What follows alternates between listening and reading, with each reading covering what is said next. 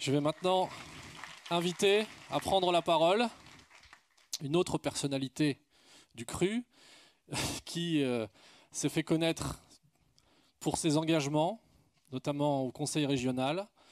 Il est connu de tous les socialistes, mais pas seulement, bien sûr. Il est connu pour son engagement, pour la justice sociale, aussi sur les questions européennes.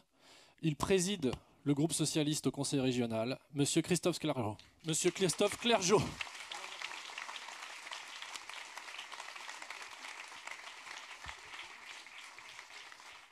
Merci, bonsoir à toutes et à tous.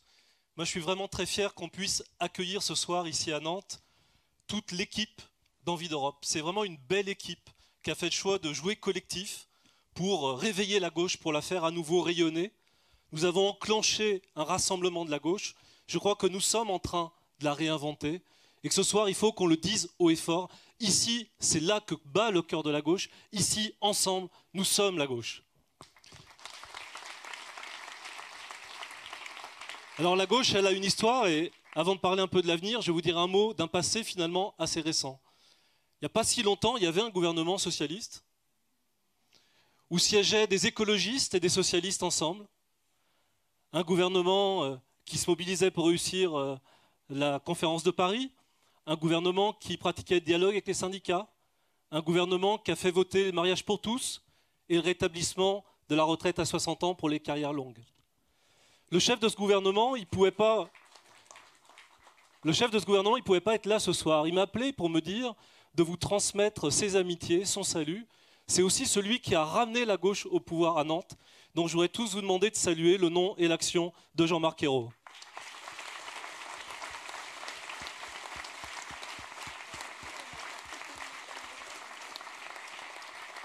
Alors, chacun parle de ses combats ce soir et donc moi je vais livrer ce qu'est mon combat pour l'emploi et pour l'industrie.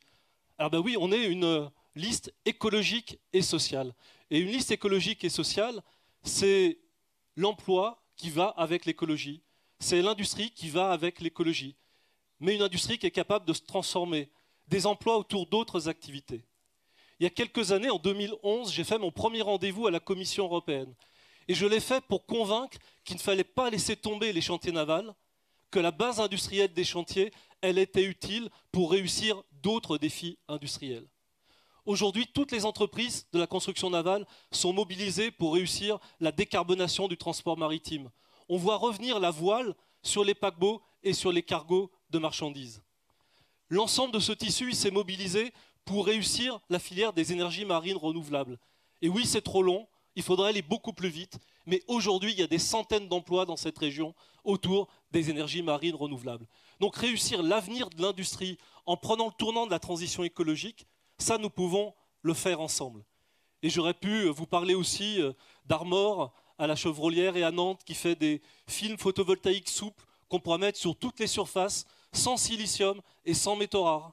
Ou j'aurais pu vous parler des produits de la nouvelle agriculture de Terrena, où on montre qu'on est capable de faire travailler ensemble le monde agricole et l'industrie pour de l'alimentation de qualité, une alimentation qui respecte la santé, une alimentation qui respecte l'environnement et les territoires. Donc oui, c'est ça l'économie qu'on veut inventer pour demain, c'est une économie sociale et écologique.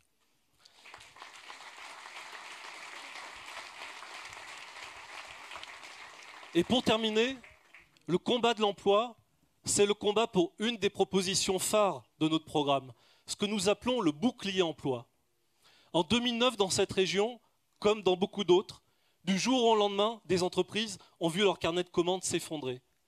On s'est mobilisés tous ensemble, la région avec Jacques Auxiette, les organisations syndicales, le monde économique, pour limiter les licenciements et former dans les entreprises plutôt que licencier. Parce que nous avions la conviction que la richesse dans un territoire, ce sont les compétences, les savoir-faire des ouvriers, des employés, des ingénieurs, de tous les salariés qui font la réalité de l'économie. Eh bien, cette mesure que nous avons contribué avec d'autres à inventer, qui a permis de sauver aussi 1 500 000 emplois en Allemagne, nous proposons de la mettre au cœur de notre projet européen. Demain, quand une région, un pays sera fortement touché par le chômage, les autres pays l'aideront à préserver son assurance chômage pour préserver l'accompagnement et l'indemnisation des chômeurs. Et partout, nous ferons en sorte de limiter les licenciements en réduisant le temps de travail dans les périodes de crise et en formant les salariés dans l'entreprise pour préparer le rebond de l'entreprise ou se préparer à de nouveaux métiers. Oui, offrir un bouclier social, un bouclier emploi, c'est ça le défi de la gauche dans cette campagne. Être écologique et être social, être fort sur l'écologie, être fort sur les protections et la dimension sociale. C'est ça notre défi et c'est celui qu'avec vous, nous allons remporter dans cette campagne électorale et demain au Parlement européen. Merci.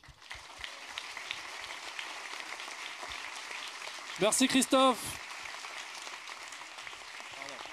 Merci Christophe Clergeau.